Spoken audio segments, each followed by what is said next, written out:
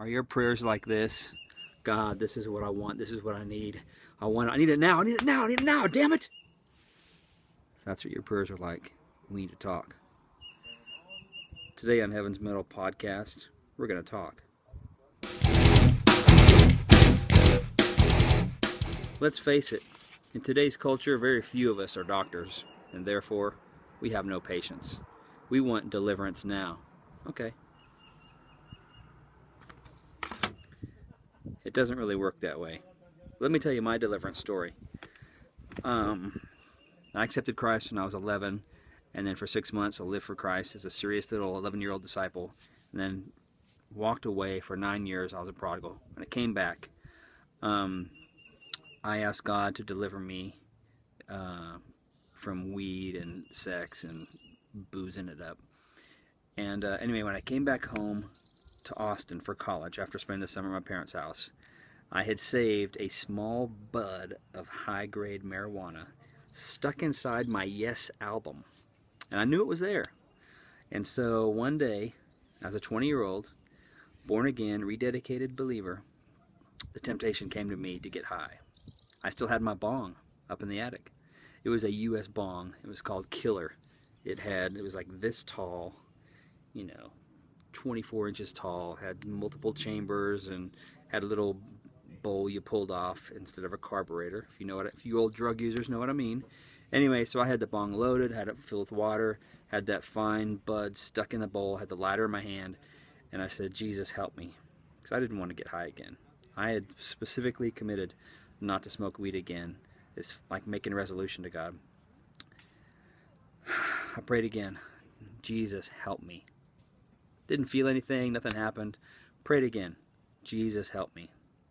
And then a very small, subtle piece of confidence grew inside of me, and I knew I didn't have to get high.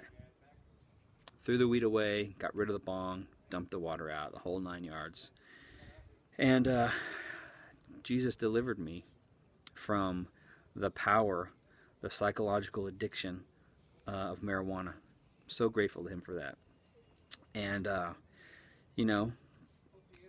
took me to pray the same prayer 3 times before I started deliverance. Even that deliverance wasn't miraculous, wasn't emotional, wasn't like The Exorcist. It was just kind of a simple confidence that could just kind of rose inside me. And, Jesus set an example to show us in the garden.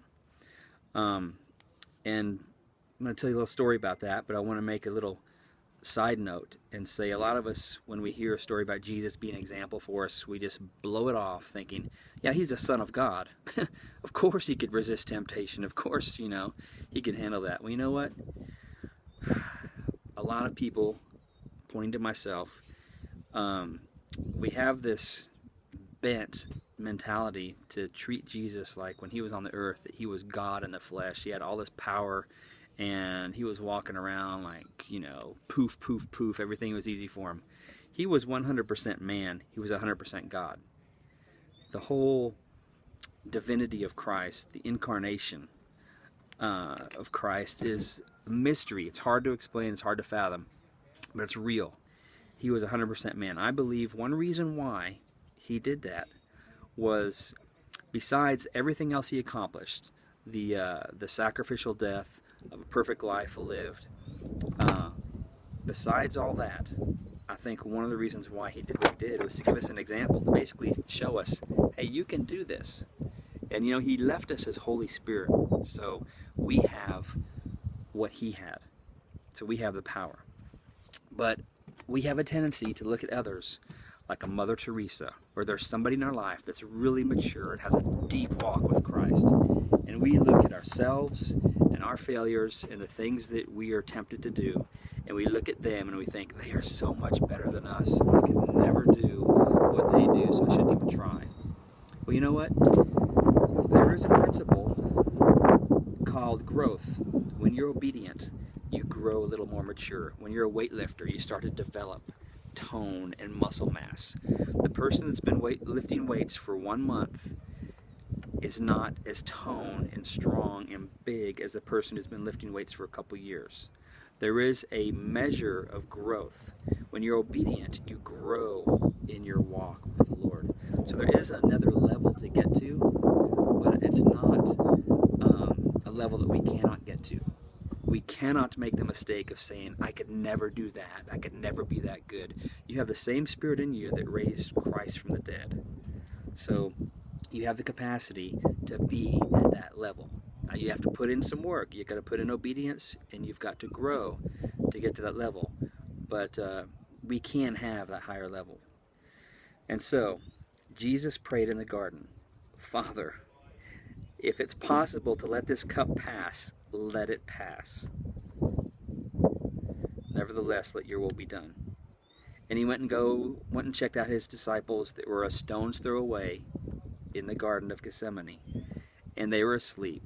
And he kind of said, can't you just wake up and not fall into temptation? And he goes back and he prays the same prayer again, and then a third time. If the Son of God had to pray 3 times to get to a resolution, should we be surprised that sometimes when we ask God for our deliverance, for our answer, that it's going to take multiple times?